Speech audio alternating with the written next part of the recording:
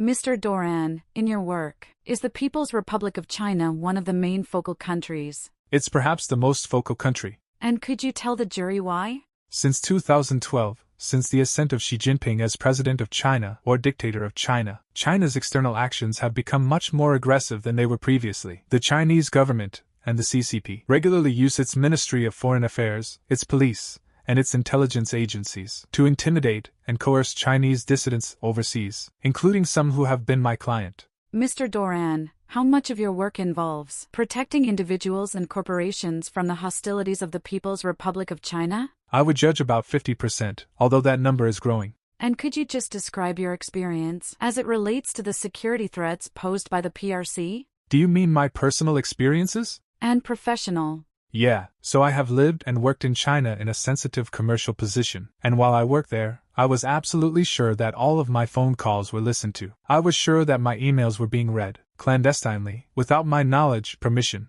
I know that agents of the Chinese government from time to time entered my apartment while I wasn't there. There were signs that they'd been intruding, and they also tried to recruit me as a spy for the Ministry of State Security. Mr. Doran, does your experience also include training in the structure and operations of the Chinese Communist Party, which is the CCP? Yes, it does.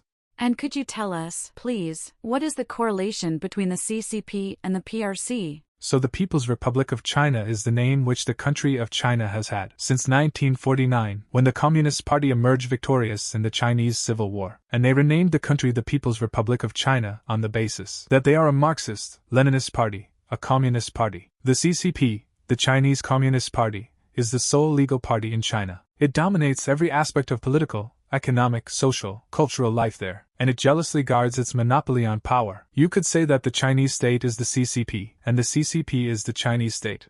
Mr. Doran, does your experience include the methods in which the PRC government targets its critiques? Yes.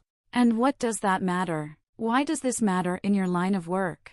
It matters because my clients are often subject to very coercive or intimidatory tactics by Chinese government agencies, and knowing how they operate, I can advise my clients on how to take measures to reduce that risk or mitigate that risk.